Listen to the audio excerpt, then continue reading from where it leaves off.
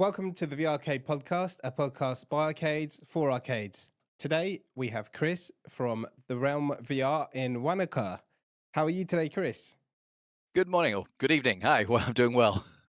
Good, good. And my co-host is Chun. How are you, Chun? Good? Hi guys, good evening. Doing good, thank you. Nice, nice. So we're going to talk about all kinds of things like how you opened your arcade and what made you kind of think about opening arcade and marketing, all kinds of stuff. So let's get Yeah. started and let's talk about the town you're located in, because it's a very different kind of setup to most of the people that we speak to. Yes. So Wanaka is a resort town. It's nestled right down the deep south of New Zealand, where next door, closest neighbour is Queenstown. A lot of people might have heard of that, sort of the adventure capital of New Zealand. Lots of bungee jumping, skydiving, jet boating, climbing. Yep. Wanaka is sort of like the sleepy little town next to it, although we have everything Queenstown's got, just not quite as full on. We have beautiful mountains. We've got a massive lake right next to us, beautiful for boating, climbing. We've got beautiful mountains for walking and trekking in, and two big ski fields, two of the New Zealand's largest ski fields adjacent to us, Treble Cone and Cardrona. So yeah, it's a real action town. So we moved down here when I had my kids with my partner Sarah, and quick shout out to Archie and Molly. They asked for that. So and Hi, Archie and we Molly. moved we moved down from Wellington to be close to my parents who were living here already. And whilst we were moving down, I was actually going to be taking over a flight school, was the original plan. Ah, And that sort of didn't pan out. And I've always been involved in IT for the last 30 years, in various sort of guises, and always keen on equipment and tech. And that business started to sort of snowball, and so that sort of became sort of the go-to tech repair guy in town. Wanaka itself, beautiful little. It is a town. There's only essentially probably 15, maybe 20,000 people maximum here. So it is small. It was probably not the best place to start, but we wanted to set up the place as a proof of concept to see that it would work. As then we were going to spread, and sort of we were finding our feet for the first sort of year, 18 months, and then COVID hit, which could have knocked the socks out of everybody. yeah. But we're still here. We're still survived, and Wanaka itself is a beautiful little town. Definitely, everybody should come and visit. It's wonderful. So are you a pilot as well? Yes, yeah, a commercial helicopter pilot. Oh, awesome. That's so cool. I've been helicopter a couple of times in New York and in Australia. It's great. They're just awesome. Although technically in New Zealand, I did my training the wrong way round. The cheaper way to do it is to get your fixed wing license and then put the helicopter add-on afterwards. So I did the other way. So I did the helicopter license first and then added my fixed wing later, instrument rating. So yeah, note to self. So, were you always interested in just the tech and IT stuff, or also in gaming, and then merged everything together and make sense to open up a VR arcade, or how did Yeah. it work? Yeah, well, I started with the Commodore 64. If any of those are old enough to remember having to push play on the tape to load your code Yes. and load your games, yeah. And then went to an Atari, and I did some editing, some sort of graphics work on an Atari at high school, and sort of doing animated scrolling for videos and things like that. I then went away from IT for a little while. I went and worked on cruise ships in the UK for 10 years. That was an amazing job. But yeah, sort of separate from computers, and kind of came back in and realized I was like, wow, this moved on so much, sort of mid 90s to 2000s. Mm-hmm. So got my PlayStation, started off gaming there, started back into rebuilding PCs, and doing sort of the odd job around being the family IT guy as such, and then just started doing more and more with working for people, teaching IT in Christchurch and things like that. So I've always been into tech, always loved my games. Not so much online gamer as such, mostly sort of I like my storyline games. Yeah. My Myst and Riven and Tomb Raiders and things. I just I'm too slow and keep getting my butt handed to me by players online. So Yeah, I love a good single player story game. I really do yeah, love a good single player story game. Yeah. my kids are playing Shell Shockers at the moment online. I'm sort of they're at that age where I'm just letting them start to play a little bit of online games, and they're crazy. They're really, I get in there and like bam dead, bam dead. It's like, okay guys, you guys are just too good for me.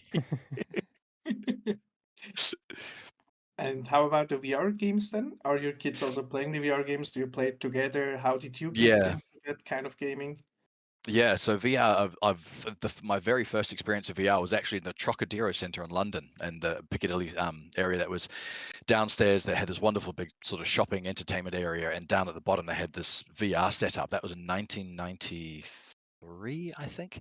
It was a big ring that you stood in, and you put on this massive helmet, and inside were these sort of big triangle dinosaurs and pterodactyls that you fired big sort of polygons at. It was Yeah. very basic, very lawnmower man, Um, but it was cool, and I was like, wow, this is going to be really cool if this takes off. And then been following VR for a long time, where it's going to go, what the possibilities are, and sort of getting really excited with some ideas myself.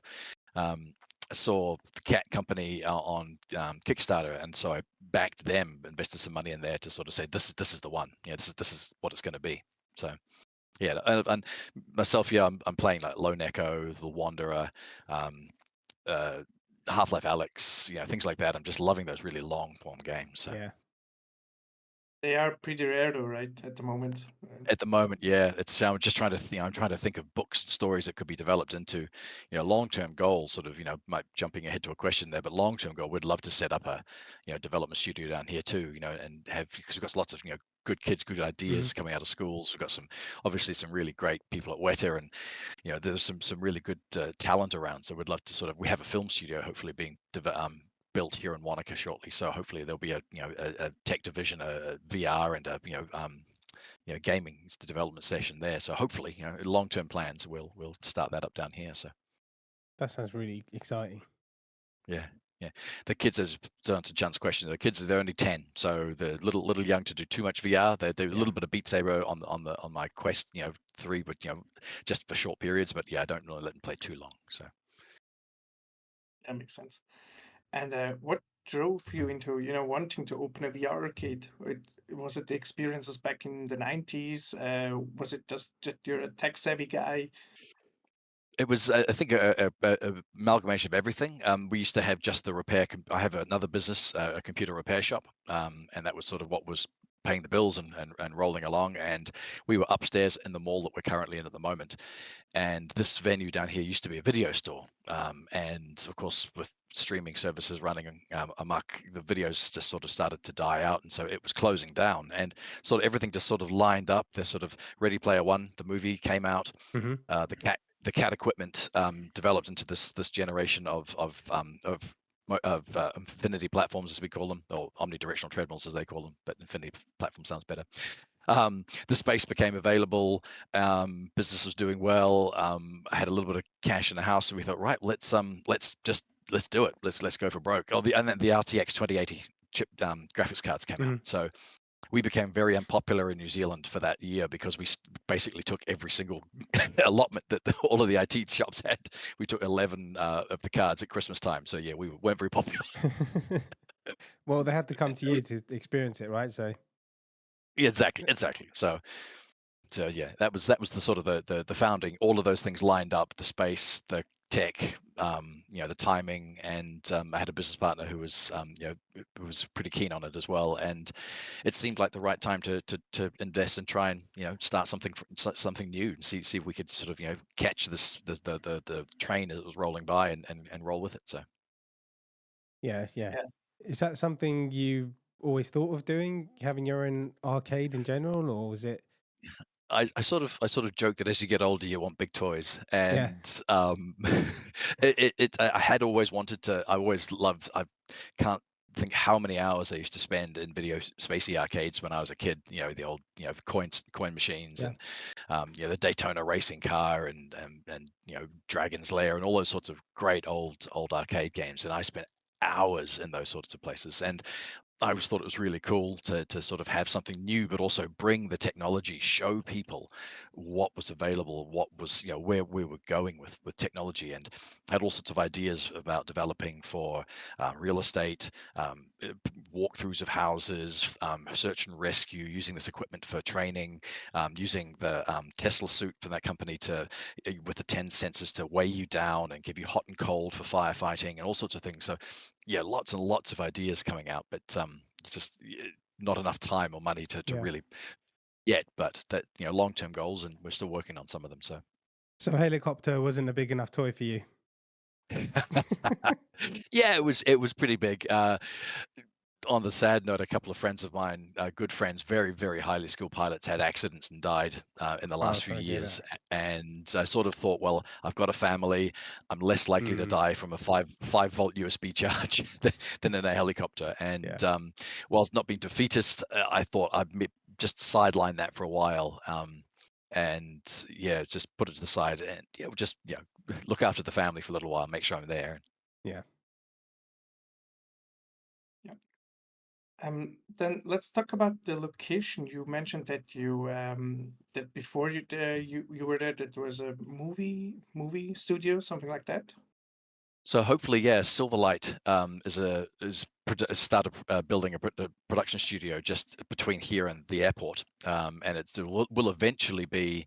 I believe they're planning 5 permanent scene locations, so like a Hmm. New York street, a Venice street, a Western, a cowboy town sort of thing. So they'll have 5 permanent sets, and about 3 or 4 sound studios, and we'd love to try and work with the company who's building it to do this, to install a new LED backstages and stuff like that, so that they're using now. So instead of the green screen, so we're hoping to sort of be at that tech front for that film studio. So Nice. Yeah. And what made you choose your location? Was it just by chance that opened up, or did you look at several? Or I was sort of keeping my eyes and ears open whilst we were upstairs in the mall at the repair shop, and thinking, well, we're growing as a repair shop. We're keeping locations available, and then this opened up in the same building, and it was just like, well, it's a no-brainer.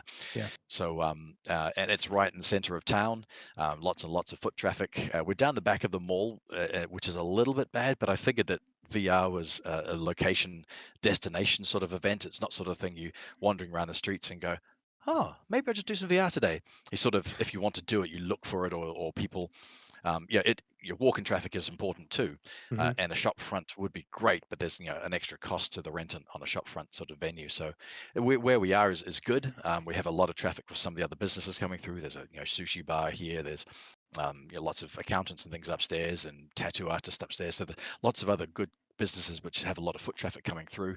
One of the world's best snowboard tuners is actually upstairs, and so in the winter times we get lots and lots of skiers and snowboarders coming past. So there is that walking past traffic for us in the mall. But yeah, it was.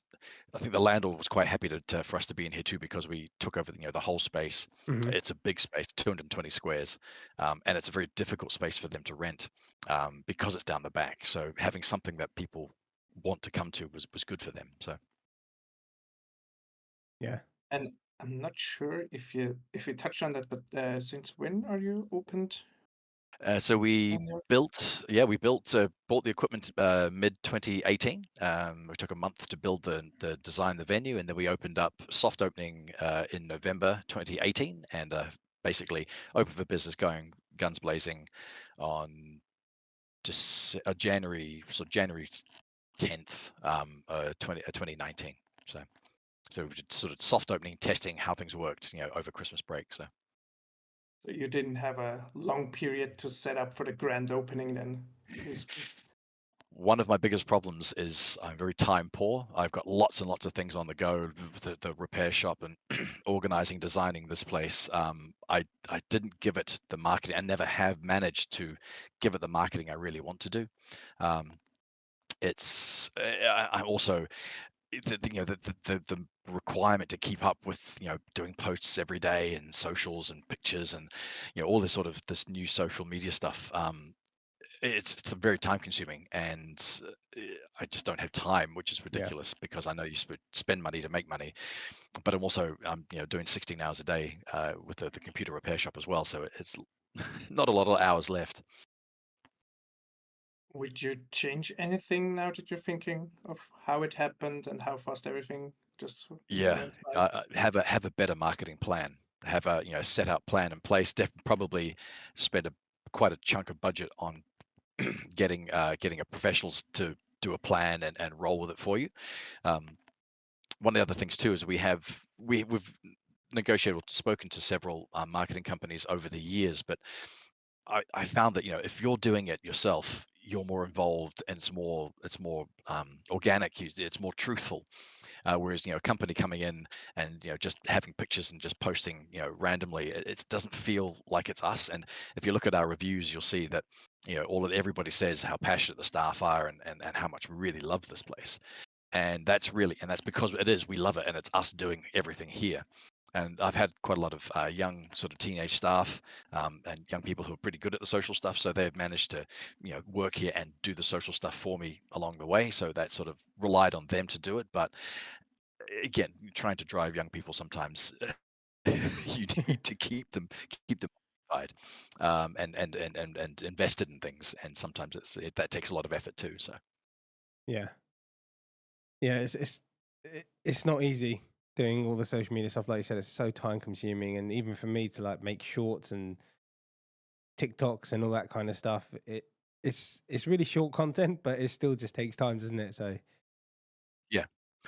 We've got thousands and thousands of photos in our Google Drive. We take lots of pictures of people, yeah, in the rigs and having parties, and and, and I want to go and then upload it, but then something happens, so I have to go and look after a customer here or change a headset or battery there, and so I forget. And so our Google, we've got a terabyte of Google Drive storage, and it's full of stuff we could put on. And I just want to I want to upload it all, and then they're like, oh no, don't do that. You've got to drip feed it, and I'm like, "Oh, I just want to get it up there so people can see, but it's just yeah, yeah. It's all about the consistency and like just doing small and often. And just yeah, that's how the algorithm starts picking up your stuff. So, is there yeah, many yes.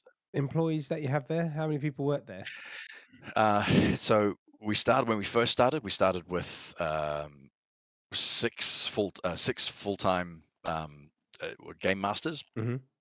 and they were the young teenage high school kids that came in and wanted to work and built the place with us.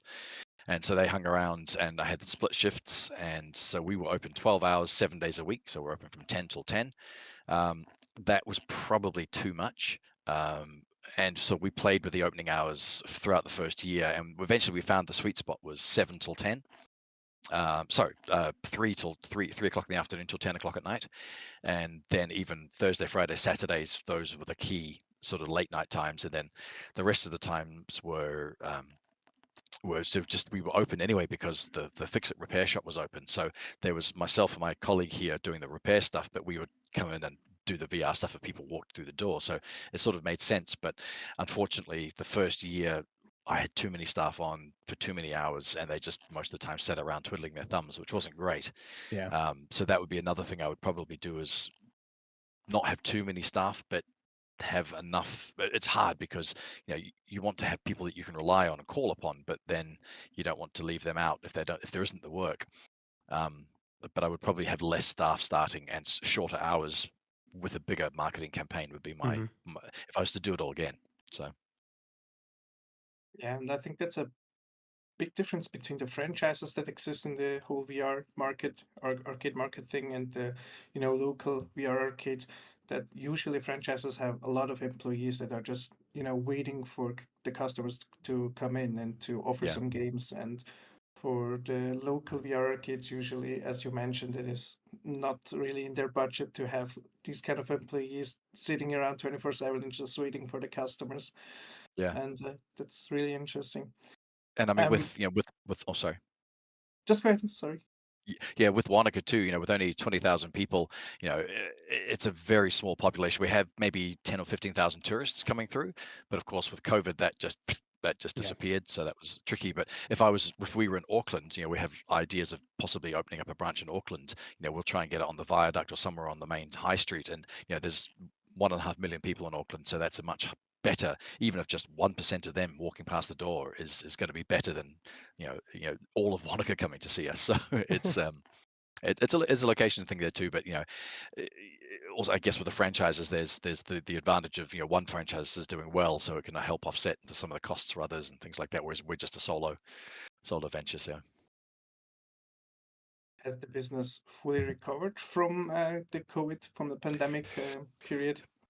Or yeah, we've sort of changed and adapted slightly. Obviously, we don't have the two locations of the repair shop and the VR lounge, I had to bring the two together. So the repair shop is over there in the back of the VR lounge, which meant also that we had to reduce the offerings. We had 10 cat VR stations on the go at the beginning, and now we've reduced it down to 8. Sorry, 2 sets of 4, and so the back of where the 2 of them were is now all workshop, just to sort of keep the business going and reduce costs. But yes, the tourism is coming back to Wanaka in New Zealand. We are sort of slowly picking up, finding definitely that our much more targeted sort of late nights and rainy day sort of advertising and watching the weather all the time and putting up posts, oh look, rainy day, come and escape, oh it's really hot, come into the air conditioning and things, much more focused sort of posts on Facebook and things like that, and to try and drive that traffic through. But in the wintertime, we get a lot more people coming through down for months at a time, so the memberships go up and things like that. But Yeah, you mentioned memberships. Tell us about your different types of memberships and how they yeah, work. so we've got 4. 2 of them are popular in the sense that they're the ones that we sell the most of, and we've just sort of developed a fourth one. We started off with it was the Ensign pack, we called it, and it was basically $60 a month, and it gave you an extra 20 minutes on every booking that you'd had. But that hasn't been so popular because again, we don't have the people coming in as regularly as we would like. We have the Grand Mage, which is a 10-hour package, so our rates are normally $80 for an hour. But the Grand Mage is $180, and for 10 hours, so it's only $18 an hour, but it has to be used in 30 days. So it's a 30-day membership, but it gives you 10 hours a month. And then we have the Frankenstein and Igor, which is the Grand Mage 10-hour pack, but you can share it with a friend. So Frankenstein and Igor. So yes, they're monthly memberships, and they have 10 hours to share in them. And we're also developing at the moment. We're just about to get it ready for the winter. Is like a 10 trip card, which will have probably about a 15 or 20% discount, or a buy 9 get the 10th free. But that's for sale hopefully to a lot of the bed and breakfasts and the Airbnb people we have in town. So hopefully they'll buy one and that can be used throughout the year. So as sort of an add-on for coming to my B&B, you'll get a chance to come down to Realm and shoot some zombies, or do something fun as part of staying at the Airbnb. So. And how successful are they? Because I know a lot of places do memberships and things like that, and it's kind of hit and miss. So yeah, how has that been working for you? In the wintertime, the Grand Mage, we will sell probably 10 or 11 of them during the ski season. And so we'll have 10 or 11 people that are here for the whole season, normally lifties or ski instructors. And so they'll buy the membership, and they'll just, and at that price point, they only have to use it sort of 3 or 4 times, and they've got their money's worth. So most of the time people will come in and do 5 or 6 hours and forget. I've got a customer coming today who's bought them, and he's been using it religiously every Wednesday for 2 or 3 hours. So he's it's great. It's not as popular as it should be, as I'd like it to be, but it works. And in the months that we have lots and lots of people coming back regularly, it's good.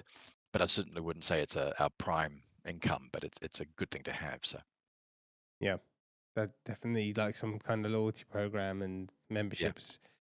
Yeah, it's always good to have something like that. Always, yeah.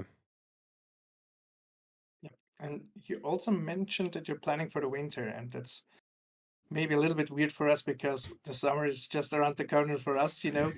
So, do you feel any effects of this seasonality and the differences between, the north and the south hemisphere? And maybe, there are some platforms that prepare some marketing stuff for Christmas or for the winter, and then it's all snowy, and for you guys, it's completely different anyway.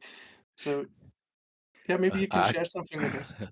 I have to do a little bit of Photoshop on some of the images we get. So take out the snow and put in palm trees and coconuts. Yes, we still joke that we have snowy Christmases down here, but then we put like a barbecue sausage or something next to it, or guy in shorts but in the snow. So we still do sort of funny marketing. But for the winter time, I do obviously lots of maintenance on the machines and get them all really ready to go. Do a rebuild before the system comes out, so everything's top notch, or anything that needs to be upgraded or cables replaced and things like that, because winter is our best season. We just get a lot more people in town generally. The summertime is great, but Wanaka is very much a sort of a running, climbing, jumping, skiing, skydiving, mountain biking sort of environment. It's a really outdoor environment. So being in Wanaka in a computer games industry is tricky. You have to sort of sell it as, look, we're not forcing you to use computers. You don't have to come here all day. You can escape the heat. We're air conditioned. Come in for 20 or 30 minutes and have an adventure. But the main thing is that Wanaka 2 is, as being slightly a quieter town in the evenings. There's only really 2 movie theaters, really cool movie theaters, and bars. So in the evenings, there's very little to do in the evening other than eat, drink, or go to a movie. So that's why our evening slots, sort of the 3 till 10s, have been really, really popular. And we'll open up 3 till 10 for the whole week during the winter time because there's lots of people coming off piste and doing sort of off the ski fields, Yeah. and wanting to do something in the evenings. And that's where we found our winter times and the evening slots are best. So that's where the marketing sort of tends to push is, hey, look, we're open in the evenings, come and see us, So Yeah, and I mean, you already mentioned that you backed them when with the Kickstarter Cat VR. I mean, it's then really suitable that Wanaka has this, this kind of action island, and all the people are there for extreme sports. But then you also have these, pretty niche VR gadgets that you can offer. And how's the experience there? yeah, so that was a good question because that was part of the reason why I went with the Cat VR too, is because I thought about opening just a computer gaming lounge, but that would be really, really difficult. We actually had a sort of computer cafe days. We had one in town and it wasn't doing very well. But I figured if we have something that's energetic and its environment, like originally our name was Realm Virtual Kinetic Immersion. And that was the sort of the tagline, and it was all Mhm. about virtual movement. It's all about running and climbing and being involved and being action. It's not about sitting at a computer desk. And the Cat VR equipment was obviously perfect for that sort of thing. And we did push a lot of the walking and the omnidirectional treadmill stuff at the beginning, but we did find that it was very time consuming, and so you're briefing people, getting to walk properly, stopping them, rebriefing them because they're sort of flailing about, and people tend to sort of get excited and forget what you've told them, and they end up sort of running with their legs behind them, and then they're not having a good experience and not really. The Cat equipment is really, really good if you if I dare say, if you concentrate, but not everybody wants to concentrate in a game. It's sort of so, but after an hour or two, you become very natural and it becomes really, really good. But for the sort of the wham bam thank you ma'am 20-30 minute sessions that we have, people just sort of run around flailing their arms, and yes, they have a lot of fun, but they're not really getting the full benefit of the equipment. So we've sort of moved away from the treadmill side of it and just use this harnesses for safety. And we found that's really, really good for people who haven't done VR before and sort of a little bit tentative in the free roam area that we have. You strap them in and say, look, you're in an obstacle-free environment. You can spin around as much as you like. Most of the games we have are teleporting or static anyway, and so you can just relax and enjoy the game and not worry about walking into a wall, kicking the cat, falling over a table. You are secured and safe, and you can just throw yourself about as much as you like, and that's worked really well for us. But then you get the people that come through and they really want to try the latest tech, the newest sort of thing in VR, and that's when we thrive showing them and get really excited showing them the walking systems and things like that. When I went to China to buy the equipment and was demoing it, they'd just made the Walk Mini, which is the smaller sort of home-based platform. And yeah, I spent like 3 hours just walking around Fallout 4, just through the wastelands on it. I was like, oh, this is amazing, it was incredible. So Yeah, I've never tried a treadmill before. Have you, Chan? Nope, me neither. yeah. Yeah, I've tried a few of them, and yeah, this is definitely my favorite. So yeah. That maybe you need to help me out, but the technology is that you have some kind of special shoes that you also do some lubricant or something on that, and then you yeah, so walk around like that. so it's a concave, it's a hardened concave sort of plastic shell, and then you put on. We have little rubber slip-ons that you slip over your shoe, Hmm. and then there's a Bluetooth accelerator sensor that sits on top of your shoe. And there's also sensors in the back plate. You might see the strap behind me there. So there's a sensor on the back plate and in the top where it rotates. So that picks up this turning motion and also the forward back motion. So when you're leaning forward into the harness and sliding your feet along the platform, it's picking up your forward motion. And so yeah, and it's based on where your hips are. So when your hips are walking forwards, and it's fantastic. When you practice and you get used to it, it's really, really good. And how hard is it to find software that, games that really work well with the Cat VR system? Not hard. I mean, Arizona Sunshine, Half-Life Alyx, The Wanderer, any game that has sort of a locomotion sense system of sliding works with the VR. And that's where that overcoming that nausea that you get with sliding games in VR when your whole world is moving. When your feet are doing what your brain sees as doing, it's like, oh, actually this works. I'm going to get into it. It's still not perfect. Everybody's still working on how to make it better. But when you're practiced and you're really involved in the game, the immersion's pretty incredible. War Dust works really well. I think there's about 80 games that work. If I could probably bring up the list. It's definitely on the Cat website that says, and they're adding more all the time. And with their new tech, not to be a direct ad for them, but they've got the Loco S, which is their standalone walking motion system, which is really, really good, and that Hmm. works with the Nexus, so you can use wireless with the Quest 3, PC VR. I played Borderlands 2 on my PlayStation VR with the walking. It's really cool. Do you also use it for any kind of marketing for your arcade as well? I should. I haven't. A lot of the imagery that we have. And that's my funny. You should say that actually. Trying to sell gaming, virtual reality gaming, to the community here in Wanaka was a very delicate balancing act.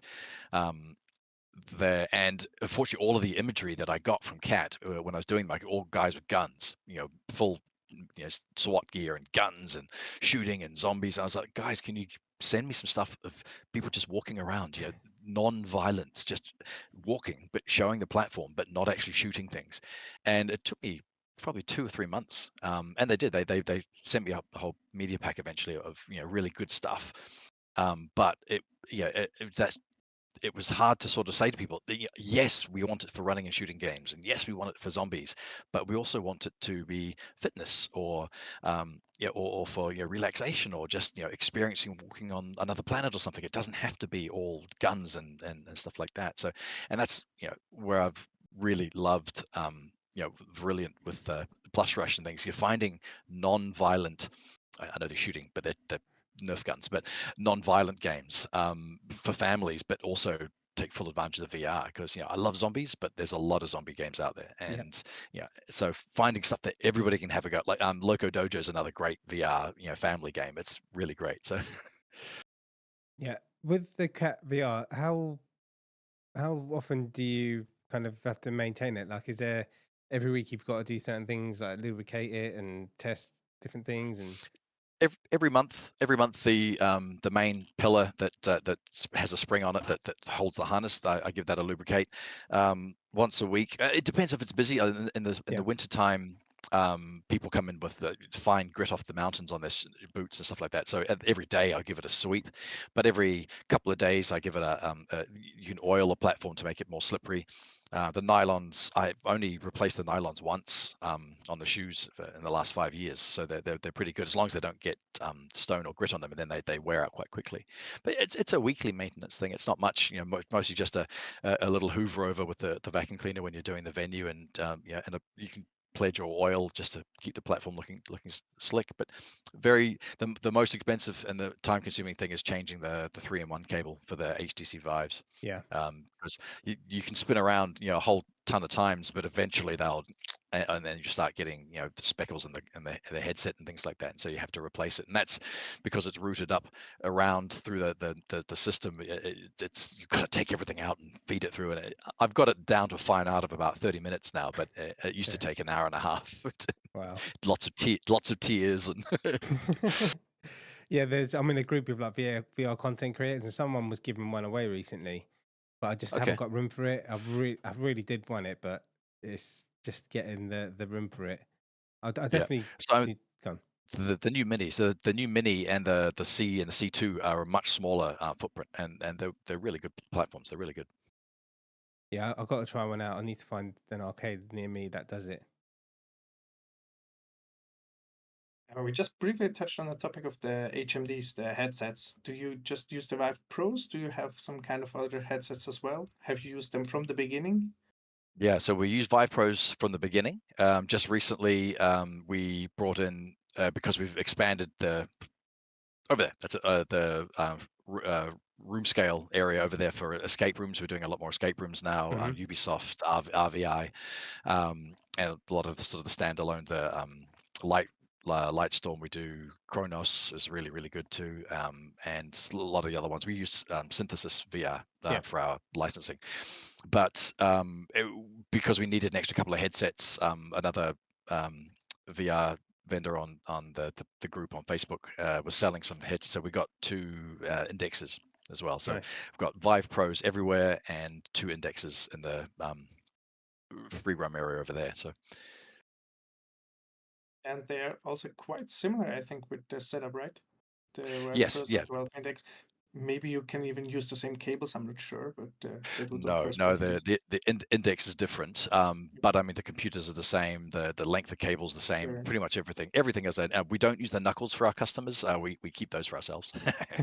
um, uh, they're just a really nice controller, but also I've had one set myself, which I managed to get from the States when they first came out, and don't want to badmouth it, but the left thumbstick broke within about sort of 5 or 6 hours of playing, and so I didn't want to risk the new ones that we got on the customers, so we just used the Vive ones. So Yeah, Chan, you have experience with the index knuckles, I heard.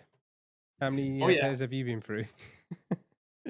Uh, I mean, I'm not sure, but last year I'm pretty sure we changed like 10 of them already because, wow, okay, yeah, some of them, as you mentioned, issues with the thumbstick, but maybe also the trigger, maybe something else is not okay, working. And the cool stuff is that if you have some spare ones, you can try to repair yourself. You do a lot of the things, but sometimes it doesn't work. yeah, And yeah, at one point, I mean, we are also like 3 years in since the opening, and at one point, just one after the other, just failed, and then we had to get new ones. But as you guys maybe know, Valve Index doesn't produce any more headsets, so it's hard to get them. Yeah. yeah, yeah. We've got a good stockpile of 3-in-1 cables and lighthouses. So That so that makes perfect sense. Yeah, yeah. cool. And we also touched on the topic of the software. Do you guys have any kind of games that really run well in your arcade? Yeah, so we have over 150 titles. We just because we're crazy gamers ourselves, I tried to have a big selection for everybody.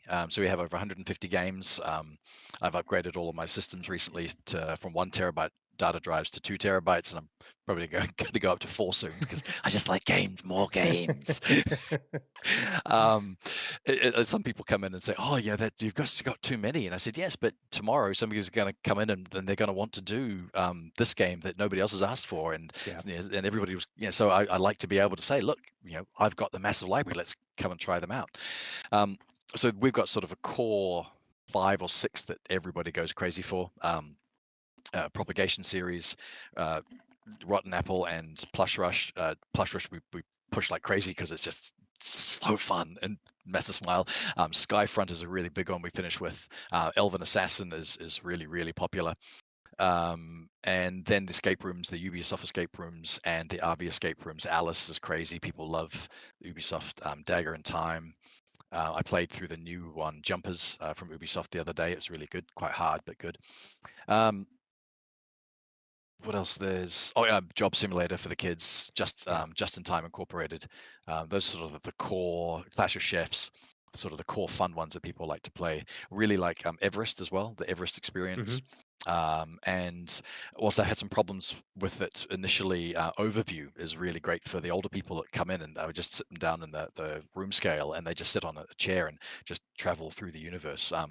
I purchased it originally the single year license, and then it was available on Steam and sorry, on synthesis, and then it wasn't, so I went back. But after the confusion, it's still very popular for people that, and Ocean Rift, people just want to come in and experience, under the ocean, things like that. So Yeah, like you said, it's like the variety of games is and things people can do. You've yeah, got over like 150, so there's something for everyone, really. yeah, yeah.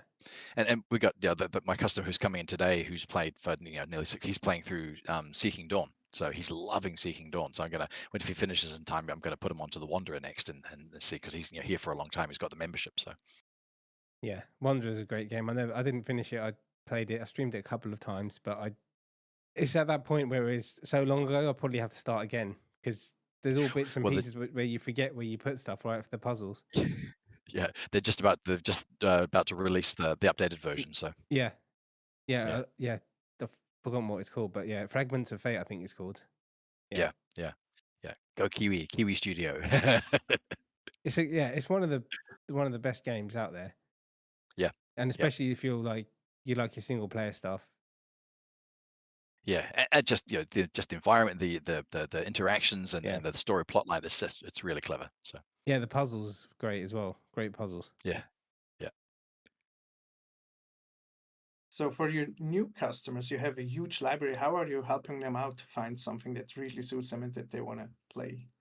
So we've got on the counter as they walk in, next to the pricing, we've got sort of we've got two A3 sheets which have got the 8 of our sort of favorites, Hmm. and that can be dated, just in the marketing list at any stage. If we, one's more popular, one's not as popular.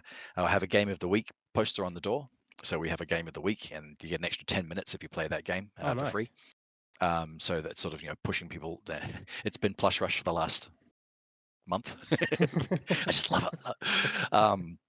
Uh, and the sheet has sort of our core favorite games, and multiplayer games and solo games, and games sort of then also organized into ones for kids, and ones for this more adult sort of. So that's sort of, we say these are the ones that everybody loves. These are the most popular. But if you'd like to, here is and then we have an iPad Pro 12-inch on a mounted on by the side of the counter too, and they can scroll through the website and look at the games there. I'm Hmm. having a problem with Wix at the moment because we've got so many games. It's overloading the website and it's just sluggish, and so we're trying to find a better solution to that. So And what would you say are your unique selling points for Realm VR in general? I think passion, our love of gaming, but definitely the Cat VR equipment and the safety that we provide. It's a lot of people do, without realizing they're enjoying it. They come away saying it was great. We loved the fact that we could just throw ourselves around and not worry about work, and the multiplayer is people love people. Oh, can they ask the question, this game, and oh yeah, can I play this game together? So yeah, of course you can. Pretty much 80% of our games are all multiplayer games. And that's really great for the families and people that come in and want to experience something together. And lots of the time it's sort of, mom, oh no, I don't play games, I don't want to try this, or the teenager, oh no, I don't want to do that. And they're convinced at the end of it, they're like, oh my god, that was amazing, wow. And I always joke that all family arguments should be settled in Skyfront. So That's a good slogan. You should That's put that on your website. yeah. What are your plans for the future then? Like, I know you mentioned some things, but what are your like the near future that you've already kind of got in the pipeline, and things that you'd be like a dream thing to have, to be like a project? Yeah. I'd love to set up another venue. I've Yep. got two options of just Auckland would be the ideal situation just because of the population, but there's also an opportunity in Christchurch that's arisen. That is an investment Yeah. and something which I'm not sure we've got quite the funds for at the moment. But I mean, maybe looking for some investors or to sell it, not because I want to sell it, but because I know that it's a good product and it works if somebody can drive it. Hmm. And I'm very time poor, and so I'm possibly thinking of selling but staying on as a consultant if the person wants me to. because I want to try and finish off some of the ideas that I had for developing the walking systems for search and rescue training, police training, developing real live walkthrough for architects of houses and builds, so that people can just come to the architect and hop on a machine and actually walk through their house rather than do a pre-planned fly through. I'd like you to actually be able to. We have a TV program over here called Your House Perfect or something, and it's really great. They walk in and the architects do incredible things, and the people stand there with the VR goggles on and watch the house transform around them. But it's all preset, it's all pre-animated. They're just on a green screen. They're not actually walking through the house. The fly through is just, it's an animated thing. Whereas, I want people to be able to walk through the house in the real with the architect outside, and they can, oh, move that window up, and so the architect goes done. So they can have a real time console. Another thing I'd love to do is, and again, I've got such a big mouth, I talk about all my ideas. I don't care if they're good ideas or not. I would really love 360 VR concerts. I know you can do it at the basketball at the moment, but I want to approach venues, and I want to get like 5, up by the drummer, up on the stage, in the mosh pit, back by the sound producer, back in the gods or something, 360-degree 4K cameras broadcasting, and then the artist could sell it as a DVD Blu-ray add-on for their concert. Or if this concert sells out, they can sell extra tickets, so people around the world can go to the concert, and the good thing is the VR person can change positions. So I'm trying to look at what the feasibility is, what the costs are, and then do I sell it to the venue? Do I sell it to the artist? Is it something that the artist can request as an add-on for their show or something? I'm not quite sure how that would work, but that'd be a great thing. I've always wanted to have that sort of ability to hop around the stage, but still be at the concert. So It's all really interesting stuff. Really interesting stuff. Thank you so much. I need more time. Thank you so much, Chris, for coming on. It's been great chatting to you. And Cool. you've got a really, really fun setup, and you're really passionate about VR, you can tell. And wish you all the best in your future ventures. We'll keep in touch over the phone as always. And Yes. we will definitely catch up. I think maybe we'll do another podcast in the future down the line definitely. and see where you are. At the new Great. location then. Yeah. Hoping. We can you can be flying a helicopter. How about that? And then we'll do the podcast that way. That's flying over my new venue over the opening. Thank you very much, and thank you, Chan. It's been a pleasure as always. Yeah, it was. I mean, the time just went flying. Yeah, And, time went flying. It was so interesting to hear all these ideas and setups, and thank you very much, Chris. Yeah, that's nice to talk to you guys. Nice to see you. Yes, excellent. It's been a great fun. Thank you everyone for watching. We're going to put all of Chris's links in the description as well, so you can check him out, follow him on all his socials, and if you're ever in town, definitely check out his arcade. Thanks for watching, everyone. We'll see you in the next one.